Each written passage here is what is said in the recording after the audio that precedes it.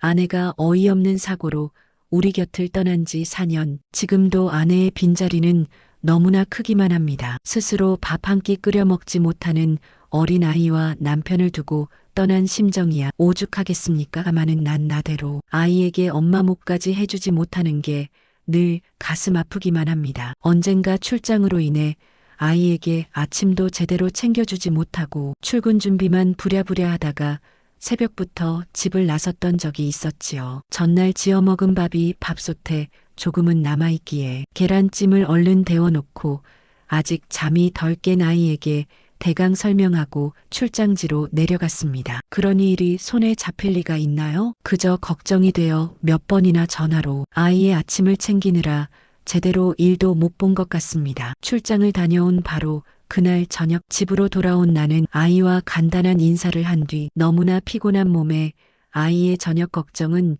뒤로 한 채 방으로 들어와 양복 상의를 아무렇게나 벗어 던지고 침대에 대자로 누웠습니다. 그 순간 푹 소리를 내며 빨간 양념국과 손가락만한 라면, 가락이 침대와 이불에 퍼질러지는 게 아니겠습니까? 펄펄 끓는 컵라면이 이불 속에 있었던 것입니다. 이게 무슨 일인가는 뒷전으로 하고 자기 방에서 동화책을 읽던 아이를 무작정 불러내어 옷걸이를 집어들고 아이의 장단지와 엉덩이를 마구 때렸습니다. 왜 아빠를 속상하게 해? 이불은 누가 빨라고 장난을 쳐? 장난을. 다른 때 같으면 그런 말은 안 했을 텐데 긴장해 있었던 탓으로 때리는 것을 멈추지 않고 있을 때 아들 녀석의 울음 섞인 몇 마디가 나의 매든 손을 멈추게 했습니다. 아들의 얘기로는 밥솥에 있던 밥은 아침에 다 먹었고 점심은 유치원에서 먹고 다시 저녁 때가 되어도 아빠가 오시질 않아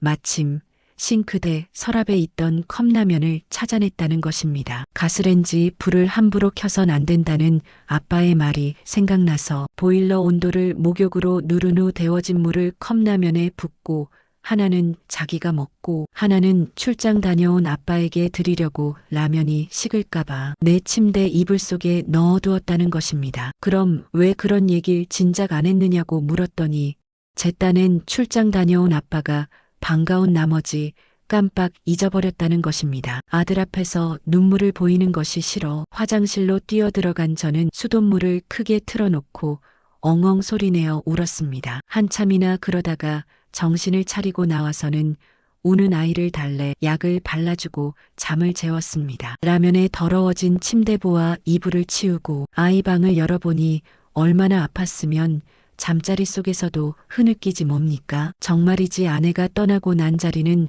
너무 크기만 해서 앞으로 어떻게 살아야 할지 나는 그저 오랫동안 문에 머리를 박고 서 있어야 했습니다. 아내가 우리 곁을 떠난 지 이제 5년. 이제는 아내의 빈자리가 느껴지지 않을 만도 한데 아직도 아내의 자리는 너무나 크기만 합니다. 1년 전에 아이와 그 일이 있고 난 후 난 나대로 아이에게 엄마의 몫까지 더욱더 신경을 쓰기 위해 많은 노력을 했습니다. 아이도 나의 걱정과는 달리 튀었고 맑게 커가는 것 같아서 아이에게 정말로 고맙다는 생각을 했습니다. 아이의 나이 이제 7살, 얼마 후면 유치원을 졸업하고 내년부터는 학교를 갑니다. 그동안 아이에게 또 한 차례 매를 들었습니다. 어느 날 유치원에서 전화가 오더군요. 아이가 그날 유치원을 오지 않았다는 것이었습니다. 너무나 떨리는 마음에 회사를 조퇴하고 바로 집으로 와서 아이를 찾아봤지만 아이의 모습은 보이지 않았습니다. 아이의 이름을 부르며 온 동네가 떠나갈 정도로 애타게 아이를 찾았습니다. 그런데 그놈이 놀이터에서 혼자 신나게 놀고 있더군요. 너무나도 아이에게 화가 나서 집으로 온 후 아이에게 매를 들었습니다. 그런데 아이는 단 한 차례의 변명도 하지 않고 잘못을 빌더군요. 나중에 안 사실이지만 그날은 유치원에서 부모님을 모셔놓고 재롱잔치를 한 날이라고 했습니다. 그 일이 있고 몇 일 후 아이는 유치원에서 글을 배웠다고 너무나도 기뻐하는 모습으로 집으로 들어왔습니다. 그리고 그날부터 아이는 저녁만 되면 자기 방에서 꼼짝하지 않고 글을 써대는 것이었습니다. 아이의 모습이 얼마나 기특한지 비록 아내가 없지만 하늘에서 아이의 모습을 보곤 미소 짓고 있을 생각을 하니 난 또다시 흐르는 눈물을 참을 수가 없었습니다. 그렇게 1년 정도의 시간이 흐르고 겨울이 되고 거리에는 크리스마스 캐롤송이 흘러나올 때쯤 아이가 또 한 차례 일을 저질렀습니다. 그날 회사에서 퇴근 준비를 하고 있는데 누군가가 나를 찾는다고 전화를 했습니다. 그 전화는 우리 동네의 우체국 출장소였는데 우리 아이가 우체통에 주소도 쓰지 않고 우표도 붙이지 않은 편지 300여 통을 넣는 바람에 가장 바쁜 연말에 우체국 업무에 막대한 지장을 끼친다고 전화가 온 것입니다. 서둘러 집으로 간 나는 아이가 또 일을 저질렀다는 생각에 아이를 불러놓고 다시는 들지 않으려던 매를 또다시 들었습니다. 하지만 이번에는 아이는 변명을 하지 않고 잘못했다는 소리뿐. 아이가 그렇게 맞는데도 변명을 하지 않자 난 아이를 때리는 것을 그만두고 우체국에 가서 편지를 받아왔습니다. 편지를 가지고 온 후 아이를 불러놓고 도대체 왜 이런 일을 했느냐고 물어봤습니다. 그러자 아이가 울먹이는 목소리로 대답하더군요. 엄마에게 편지를 보낸 거라고. 순간 울컥하며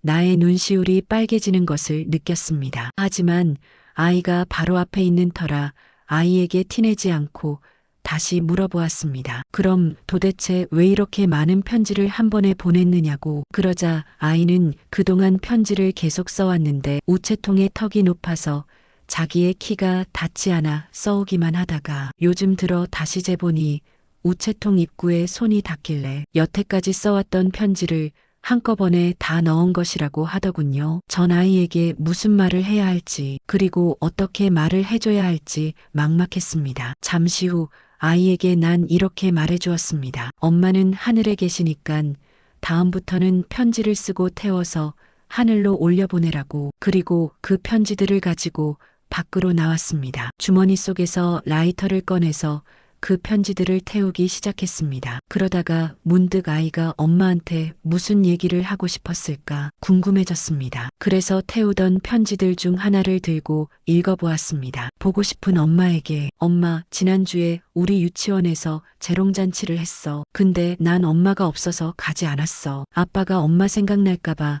아빠한테 얘기 안 했어. 아빠가 나 찾으려고 막 돌아다녔는데 난 일부러 아빠 보는 앞에서 재미있게 놀았어. 그래서 아빠가 날 마구 때렸는데도 난 끝까지 얘기 안 했어. 나 매일 아빠가 엄마 생각나서 우는 거 본다. 근데 나 엄마 생각 이제 안 나. 아니, 엄마 얼굴이 생각이 안 나. 엄마 나 꿈에 한 번만 엄마 얼굴 보여줘. 알았지? 보고 싶은 사람 사진을 가슴에 품고 자면 그 사람이 꿈에 나타난다고 하던데 엄마도 그렇게 해줄 거지? 그 편지를 읽고 또다시 고개를 떨구었습니다. 도대체 이 아내의 빈자리는 언제 채워질까요? 아니, 영원히 채워지지 않는 이 자리는 나의 눈물로만 채워야 하는 걸까요? 정말이지.